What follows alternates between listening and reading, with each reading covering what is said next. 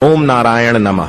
आप सभी भक्तों को आषाढ़ माह के कृष्ण पक्ष की एकादशी देव सैनी एकादशी की ढेर सारी शुभकामनाएं। भक्तों, आज हम आप सभी को बताएंगे कि यह जो एकादशी है, देवशैनी एकादशी, जिसे पद्मा एकादशी के नाम से भी जाना जाता है, आषाढ़ी एकादशी के नाम से भी जाना जाता है और हरिसैनी एकादशी भी। एकादशी बड़ी महत्वपूर्ण है। यह एकादशी आषाढ़ माह में किस तारीख को है?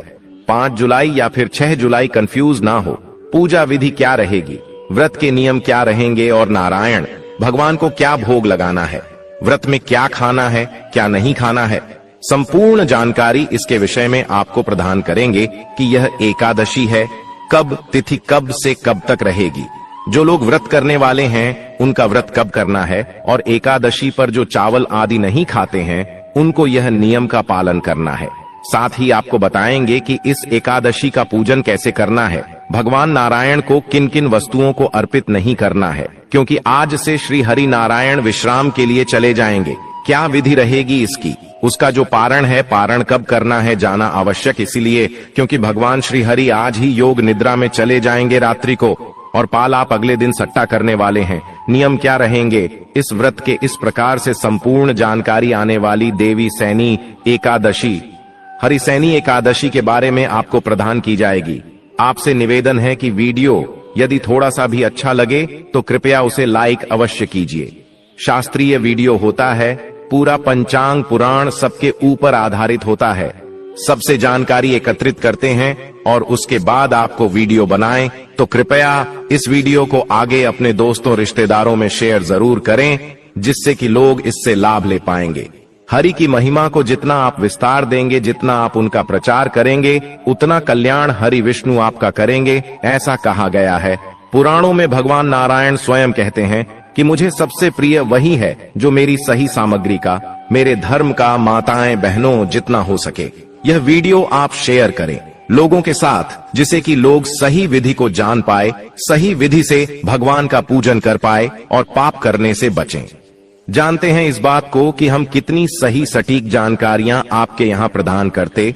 अपने व्रत की सफलता के लिए, भगवान श्री हरि का आशीर्वाद प्राप्त करने के लिए कमेंट बॉक्स में अवश्य लिखिएगा जय श्री हरि या ओम नमो भगवते वासुदेवाय। जितना लिखेंगे उतना प्राप्त करेंगे। यहाँ पर सभी व्रत और त्योहारों की सही शास्त्रीय जानकारी प्रदान करते हैं। हम पंचांग और ज्योतिष शास्त्र के आधार पर बताते हैं कि कौन सी तिथि कब है, व्रत आदि कब करना है, कौन सा त्योहार कब मानना है, क्या विधि, क्या नियम होने चाहिए, क्या कथा और क्या महत्व में है, संपूर्ण जानकारी पुराण के आधार पर प्रदान की जाती है।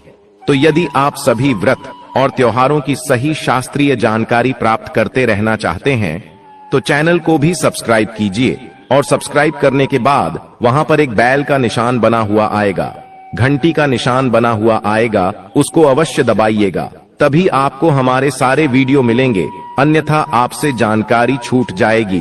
तो चैनल को सब्सक्राइब करें और बेल आइकन को प्रेस करें। आरंभ करते हैं आज की जानकारी और बात करते हैं सबसे महत्वपूर्ण एकादशी, जो कि आषाढ़ मास के शुक्ल पक्ष की एकादशी तिथि होती है। यह एकादशी 1-4 एकादशी यो एकादशी कही जाती है। निर्जला एकादशी, देवउठनी एकादशी, उत्पन्ना एकादशी और देवशैनी एकादशी की 4 महत्वपूर्ण एकादशी है।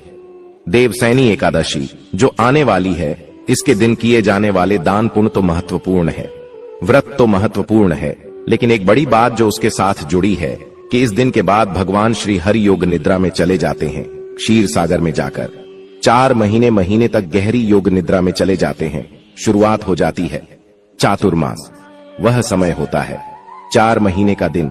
4 महीना में भगवान श्री हरि सृष्टि का संचालन नहीं करते हैं, वह योग निद्रा में होते हैं, शान की अवस्था में होते हैं। इसीलिए इन 4 महीना में बहुत से कम बंद कर दिए जाते हैं। शादी विवाह आदि जो कर्म है वह नहीं किए जाते हैं। क्या क्या कम नहीं किए जाते हैं, क्यों नहीं किए जाते हैं, इसके विषय में भी हम आपको वीडियो के आगे बताएंगे कि कौन कौन से वह कार्य हैं जो देवसैनी एकादशी पर बिल्कुल ही वर्जित होते हैं, जो कि बंद हो जाते हैं। चाहे वह धार्मिक कार्य हो या फिर हाथ धातु में किसी प्रकार का काम नहीं होता है। यह एकादशी 4 महीने तक कोई कार्य नहीं होता। 12 महीने में से यह जो 4 महीने हैं, यह 4 महीने धर्म कर्म के लिए बने हैं। इन 4 महीना में जितना धर्म करेंगे उतना कल्याण होगा। महत्वपूर्ण होती है। इस एकादशी पर दिन में भगवान श्री हरि का पूजन किया जाता है और रात्रि को देव सुलाई जाते हैं, जिसे देव सोनी एकादशी कहते हैं। देव सुलाने की जो प्रथम है, यह बहुत सारे प्रति में आज भी जारी है और मनाई जाती है। और प्रति रात्रि जब भी शिवरात्रि आती है, देवयानी की, उसे दिन देर सुनाए जाते हैं और देव उठनी पर देव उठाए जाते हैं। इसके विषय में भी हम आपको वीडियो प्रदान करेंगे कि कैसे आप देव उठनी पर देव उठाएंगे और कैसे जोड़े सैनी आ रही है। इस पर रात्रि को कैसे आपको देवों को सुलाना है, इसका वीडियो भी हम जल्दी है आपके लिए लेकर आने वाले हैं। आज केवल चर्चा का विषय है हमारा कि देवशयनी एकादशी है, कब मुहूर्त आदि क्या है, किस विधि से पूजन करना है तो अभी हम केवल इसके बारे में अच्छी तरह से जान लेते हैं। भक्तों, देव सोनी एकादशी पर भगवान श्री हरि विष्णु 4 महीने की योग्य निद्रा पर चले जाते हैं और सृष्टि का जो भी कार्य कर है वैसे भगवान शिव जी के हाथ में छोड़कर निद्रा पर चले जाते हैं। सूर्य कर्क राशि में आता है तो भगवान को सहन करते हैं और जब वह सूर्य तुला राशि में आता है तब वह भगवान को जगाया जाता है। यदि कभी अधिक मास आ जाए तो भी यह काम इसी प्रकार से चलता है। आषाढ़ मास की शुक्ल पक्ष की जो एकादशी होती है, इसी दिन सूर्य कर्क राशि में प्रवेश करेगा, जो कि भगवान श्री हरि विष्णु को निद्रा के रूप में कार्य करेगा। तुला राशि में सूर्य का प्रवेश होगा तो भगवान को जागृत किया जाएगा। यह कम इसी प्रकार से चलता रहता है, चाहे अधिक मास हो चाहे सामान्य गणना की बात हो। जब चातुर्मास आरंभ होता है ना, तो चतुर्मास में कुछ नियम लिया जाते हैं। एक नियम होता है चातुर्मास व्रत का, कि कैसे चातुर्मास का व्रत रखना चाहिए, जो कि 4 महीने का व्रत चलता है। इसके अतिरिक्त भिन्न भिन्न दान के नियम दिए जाते हैं, जो 1 महीने के भी होते हैं, 2 महीने के भी होते हैं और पूरे 4 महीने के लिए भी यह नियम धारण किए जाते हैं। इन दिनों में होता है ना, इन दिनों में इन धर्म कर्मों को करने का फल बहुत अधिक है। संक्षेप में यहाँ बताते हैं, विस्तार से हम आपको अलग से वीडियो में बताएंगे। जैसे कि एक कम आता है जो आप चातुर्मास में नियम दे सकते हैं, वह है प्रतिदिन मंदिर में झाड़ू देने का। जो मनुष्य प्रतिदिन मंदिर में झाड़ू देते हैं, जल से धोते हैं या अगर कच्चा है तो गोबर से लेते हैं, मंदिरों में रंग करते हैं और तथा उनका 7 जन्म तक ब्राह्मण की योनि मिलती है, अर्थात वह ब्राह्मण के रूप में उच्च चातुर्मास में भगवान को दूध नहीं, शहद और मिश्री आदि से स्नान करते हैं, न भूमि दान देते हैं। स्वर्ण आधी रात में वैभवशाली होकर अंत में स्वर्ग में जाकर इंद्र सुख भोगते हैं। इंद्र का सुख होता है न स्वर्ग में। वह व्यक्ति विष्णु भगवान की सोने की प्रतिमा बनाकर धूप में और पुष्प आदि से भगवान का पूजन करते हैं। वह इंद्रलोक में जाकर जो तुलसी से भगवान का पूजन करते हैं या स्वर्ण की तुलसी ब्राह्मणों को दान देते हैं, अर्थात प्रतिदिन भगवान का पूजन करें, तुलसी पत्ते से या ब्राह्मण को सोने की तुलसी दान कर दें, फिर सोने की विमान में बैठकर परम गति को प्राप्त होते हैं। इस लाभ बहुत अधिक है। और जो मनुष्य भगवान को गोबर की धूप और दीप अर्पण करते हैं, उनको अनेक प्रकार की संपत्ति प्राप्त होती है। वह जन्म जन्म अंतर के लिए धनवान हो जाते हैं, जवान हो जाते हैं। ऐसे व्यक्ति पर जो मनुष्य इस चातुर्मास में पीपल के वृक्ष तथा भगवान विष्णु की परिक्रमा करते हैं और पूजा करते हैं, उनको विष्णु लोक की प्राप्ति होती है। इस प्रकार से अनेकों ऐसे कम हैं जो आपको इस चातुर्मास में कह गए हैं। गरीब 80 कम है, ऐसे करने योग्य है, उनमें से कोई एक कर्म अपना लीजिए। आप इनमें से कोई भी ऐसा नहीं है जिसमें कि आपको अधिक परिश्रम की आवश्यकता हो। बस नियम बना लीजिए, वह करो, रोज कीजिएगा, कल्याण हो। 4 महीने है ना, यह बहुत कल्याणकारी महीने हैं। इन 4 महीना में आप इतना खोलना अर्जित कर सकते हैं। सबकी आपके जीवन की जो दुख है वह समाप्त हो जाएंगे, आपका जीवन ही परिवर्तित हो जाएगा। अगले एक वीडियो में जो हम आपके लिए बना रहे हैं कि चतुर्मार्च में कौन कौन से नियम है जो आपको इस पवित्र देव सोनी एकादशी पर करना है। इसको करने के लिए आपको दशमी तिथि से ही नियमों का पालन आरंभ कर देना होता है, जैसा कि राजा मांधाता ने सतयुग में किया था। राजा मांधाता का वृतांत, जवाब की कथा सुनेंगे, इसकी महिमा को सुनेंगे। व्रत वाले दिन तो आपको उसके बारे में विस्तृत रूप से जानकारी आएगी, किस प्रकार से राजा मांधाता जो है वह अपनी प्रजा का पुत्र पालन करता था और किस प्रकार से इस एकादशी के चमत्कारी परिणाम से ही उसके दुखों का अंत हुआ था। तो इस एकादशी का व्रत आप जब करें उसके एक दिन पहले ही आपको कुछ नियमों का पालन करना आरंभ कर देना चाहिए। उसमें से प्रमुख है, जैसे कि काशी के पत्र का प्रयोग वर्जित है। इस एकादशी के पहले दिन से ही आपको कहां से का पत्र त्याग देना है। न तो स्वयं आपको उसका उपयोग करना है, ना ही पूजा में आपको कहां से के पत्र का उपयोग करना है, बनाना है, और ना ही भगवान को कुछ अर्पित करना है। दूसरा, आपको दशमी तिथि से ही शहर का परित्याग कर देना है।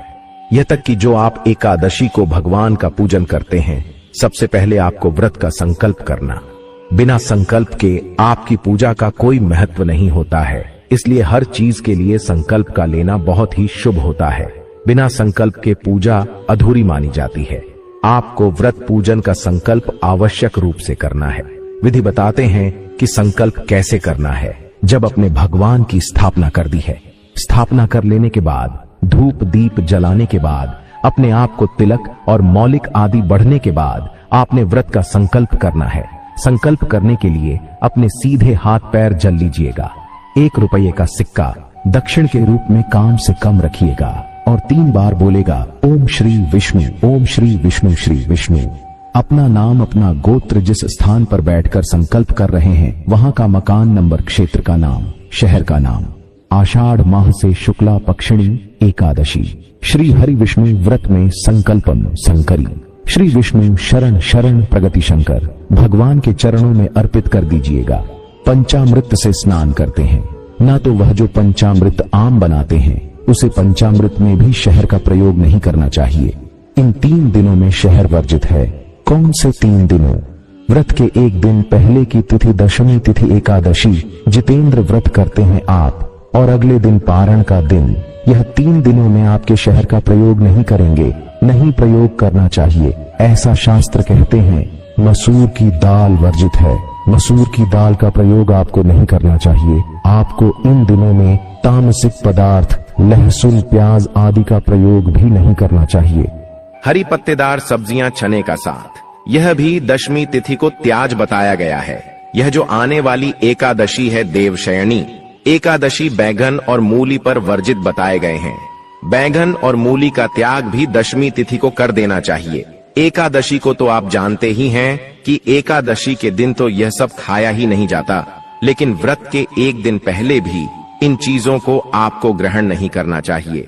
जो सज्जन एकादशी का व्रत करते हैं परंतु मदिरापान और मांसाहार ग्रहण करते हैं, उन्हें भी व्रत के एक दिन पहले इसका पारिजात करना चाहिए। ऐसा नहीं कि आज हम खा लें और कल एकादशी का व्रत कर लें, उसका कोई लाभ नहीं है। नियम कहता है कि देवसैनी एकादशी का व्रत आप करेंगे, उसके एक दिन पहले ही आप इस आहार को और मदिरापान को त्याग दीजिए। उसके बाद अगले दिन आप व्रत कीजिए। तो यह वह नियम है जिनका पालन आपको दशमी तिथि को ही आरंभ कर देना है। आप बात करेंगे कि जिस दिन आप व्रत कर रहे हैं उसे दिन क्या करना चाहिए। आपको एकादशी वाले दिन जितना व्रत कर रहे हैं, देवसैनी एकादशी का उसे दिन सूर्योदय से पहले अवश्य उठ जाना चाहिए। प्रयास कीजिए, यदि ब्रह्म मुहूर्त में उठ पाए तो ब्रह्म मुहूर्त में, अगर ना उठ पाए तो आप शुरू से सूर्योदय से पहले उठ जाएं। पवित्र स्नान करना चाहिए। हमने पहले भी आपको बताया कि जितना आप पवित्र स्नान करेंगे उतना आपका कल्याण होगा। तो अगर आप गंगा स्नान को जा सकते हैं उत्तम है, नहीं जा सकते हैं तो घर पर गंगा स्नान की विधि हमने बताई है। जैसे कि आप जो नहाने का पानी भरते हैं उसे पत्र को साफ कीजिए, उसमें पहले गंगा जल लीजिए, कुछ गुंडे और उसमें नॉर्मल पानी डालकर और हर हर गंगे बोलते हुए उत्तर दिशा की ओर मुख करके आप स्नान कर लीजिए। यह आपका कल्याण करेगा। पवित्र स्नान करने के बाद भगवान भास्कर को जल्द देना है कि आषाढ़ मास की एकादशी है। आषाढ़ मास में भगवान सूर्य देव के तपन रूप का पूजन होता है और इनका मंत्र है ओम रे नमः, ओम रवि नमः। इसको जितना जपेंगे उतना कल्याण सूर्य देव करेंगे। आषाढ़ मास में सूर्य देव को जल देने के बाद अब आप पूजन की सामग्री एकत्र कीजिए और एकादशी व्रत पूजन करने के लिए आसन लगाकर बैठ जाइए। बात आती है जी की पूजन के लिए सामग्री क्या चाहिए कि आप उसे पर एक जगह नोट कर लीजिए जिससे कि आप उसको पहले से ला सके। ये वीडियो को सेव कर लीजिए। तो आप जब लेने जाएंगे और ले लीजिएगा आपके पास भगवान की चतुर्भुज रूपी कोई तस्वीर होनी चाहिए। चतुर्भुज जिसमें भगवान के 4 भुजाएं हो, क्योंकि यह जो देव सैनी एकादशी है ना, इसके भगवान के चतुर्भुज स्वरूप का ही पूजन किया जाता है। तो चतुर्भुज स्वरूप की कोई तस्वीर या प्रतिमा लीजिएगा। तुमको स्थापित करने के लिए चौकी हो तो चौकी लीजिएगा। उसे पर बचाने के लिए पीला वस्त्र ले लीजिएगा। भगवान को अर्पित करने के लिए, पूजा के लिए होली, मौली, पान, सुपारी, लौंग, इलायची, धूप, दीप, नेगेटिव फुल, फूलों की माला, इत्र, जानू, यह सामग्री है जो आपने एकत्र करनी है। इसमें से जो सामग्री आपके पास हो वह रहने दीजिएगा, जो ना हो वह आप बाजार से ले आएगा। पंचामृत का प्रयोग भी होगा, तो पंचामृत बनाने के लिए कच्चा दूध, दही की शक्कर और गंगा जल में का प्रयोग होगा। एक तांबे का लोटा जो आपके घर में होगा। यह पूजा पाठ के लिए सारी सामग्री है, इसको एकत्र कीजिए। तांबे का जो लाता है उसमें पहले गंगा जल भारी है, फिर शुद्ध जल भारी है, और आसन लगाकर सारी सामग्री एकत्र करके बैठ जाइए। एक फोन लीजिए। फूल के माध्यम से पहले सारी सामग्री का शुद्धिकरण करेंगे, स्थान का शुद्धिकरण करेंगे। ओम पवित्र हो, पवित्रम सर्वन माहेश्वरी ओम। इस प्रकार से अपने जाल सीधे देखें और सामग्री का शुद्धिकरण किया है। शुद्धिकरण करने के बाद अब भगवान की स्थापना की जाएगी। अपने सीधे हाथ पैर जल लीजिए और हाथ धो लीजिए। हाथ धोने के बाद आप भगवान के लिए चौकी पर चाहिए। चौकी पर एक पीला वस्त्र जो कि आप पहले से लेकर रखा हो उसे बचाइए। हाथ में पुष्प लीजिए। भगवान नारायण से, चतुर्भुज स्वरूपी भगवान श्री हरि विष्णु से निवेदन कीजिए कि हे भगवान विष्णु, हम आपका पूजन कर रहे हैं, आपका आवाहन करते हैं कि आप यहाँ आए और हमारे इस पूजन को स्वीकार करें। यह पुष्प हम आपको आसन के रूप में अर्पित कर रहे हैं। इन्हें आसन के रूप में स्वीकार करें और यहाँ पर विराजमान हो। इस प्रकार से भगवान से निवेदन करते हुए वह पुष्प वहां अर्पित कर दीजिए। भगवान की तस्वीर या प्रतिमा जो भी आपके पास है उसको स्थापित कीजिए। उनके सामने घी का दिया रखिए। सीधे हाथ की ओर धूप रखिए। धूप और दीप दोनों को प्रज्वलित कर दीजिए। अब आप हाथ धो लीजिए। हस्त रक्षण सीधे हाथ पर चलने के हाथ धो लीजिए। एक चम्मच से एक चम्मच जल अपने हाथ पर लीजिए और आज मणि कीजिएगा, ग्रहण कीजिएगा। आय नमः माधव, नमः जल को लीजिए और पी लीजिए। ओम केशवय नमः जल को लीजिए, पी जाइए। ओम नारायण नमः जल को लीजिए, पी जाइए। ओम अर्षिकेश बाय नमः, उसके बाद आपके हाथ धो लेना है। ओम हास्टल नमो नमः, उसके बाद आपको नमः तिलक कीजिए। परिवारी जो भी लोग पूजा कर रहे हैं उनका तलाक कीजिए और मौली हाथ में बांध दिए। जो लोग पूजा में बैठे हैं उन सभी के हाथों में मौली को बंद लीजिए। उसके बाद आपको भगवान नारायण का पूजन करने के लिए उनके सामने एक पत्र रख दीजिए, कटोरी रख दीजिए, जिसमें आप पूजा की सामग्री अर्पित करेंगे, जिससे कि वह इधर उधर ना पहले और पैरों में ना आए। अब आप भगवान को सबसे पहले पद्य अर्घ अजमानी अर्पित करेंगे। अर्पित करने के लिए एक एक मंत्र पर एक एक चम्मच जल भगवान को अर्पित कीजिएगा। जिनके पास प्रतिमा है वह प्रतिमा को स्नान कराएगा। आगे की जब बात आएगी तो वह आज शंकर से दीजिएगा, बाद ही कल्याणकारी रहेगा। और जो तस्वीर पर पूजन कर रहे हैं वह उनके सामने रखे हुए पत्र में जल अर्पित कीजिएगा। ओम भूर्भुव स्व श्री नामा एकादशी व्रत पूजा निमिट्ठार देव सैनी एकादशी पद्यम समर्प्यारी नमः। पद के रूप में एक जल दीजिए और वह अर्पित कीजिए। ओम भूर्भुव सवाना महाभारत समर्प्यारी के रूप में एक चम्मच जल लीजिए, अर्पित कीजिए। अजमानी करने के बाद अब आप भगवान को स्नान करेंगे। प्रेम से स्नान के लिए जलातीत कीजिए। ओम भूर्भुवा स्वाहा नमः। जल से स्नान करने के बाद आपको श्री हरि विष्णु की प्रतिभा या मूर्ति को पंचामृत से स्नान करना। पंचामृत बनाने के लिए आपको दूध दही की शहद का प्रयोग बिल्कुल भी नहीं करना है। बाकी अन्य सामग्री आप पंचामृत बनाकर श्री हरि विष्णु का स्नान कर सकते हैं। पंचामृत स्नान करने के बाद आप भगवान को पुनः शुद्ध जल से स्नान कराएंगे। ओम भूर्भुवा स्वाहा श्री विष्णु नमः जलम समर्पयामि।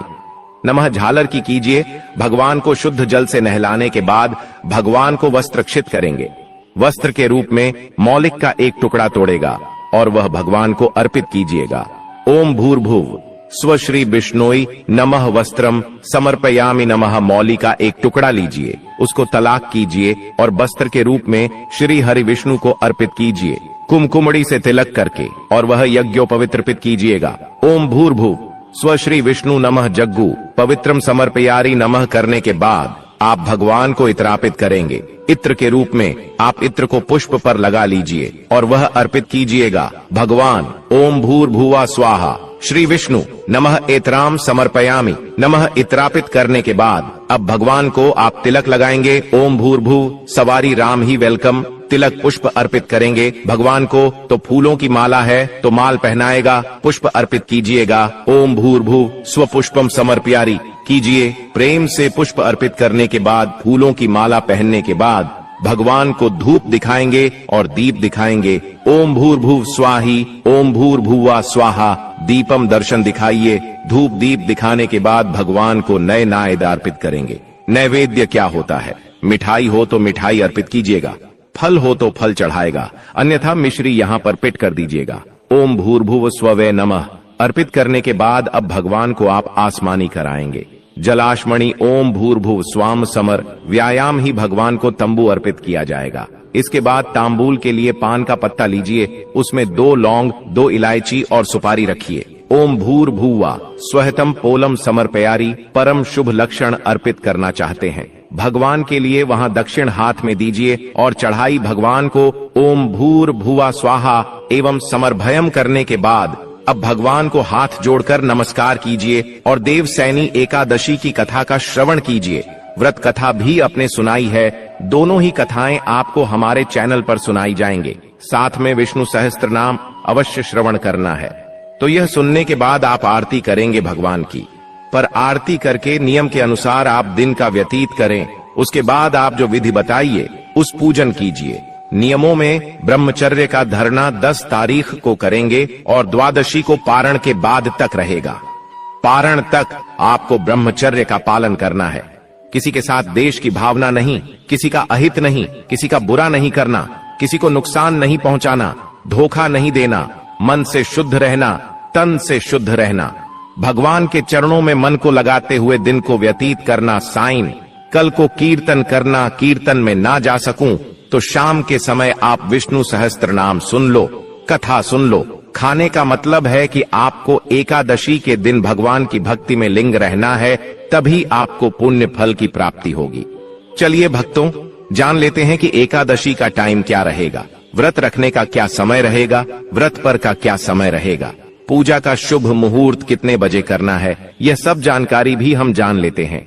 एकादशी तिथि प्रारंभ 5 जुलाई 2025 शनिवार शाम 6:68 से एकादशी तिथि समाप्त। 6 जुलाई 2025 रविवार रात 9:14 तक।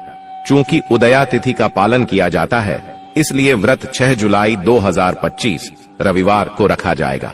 चौघड़ियां शुभ मुहूर्त, व्रत मंत्र संकल्प, पूजा ब्रह्म मुहूर्त, ब्राह्म मुहूर्त सुबह 4:08 से 4:48 पर, विजय मुहूर्त दोपहर 2:45 से 3:40 तक, अभिजीत मुहूर्त लगभग 12:01 से 12:50 तक, रात्रि निशिता मुहूर्त रात्रि 12:06 से 12:56 तक, रात में अमृतकाल दोपहर 12:51 से 2:38 तक।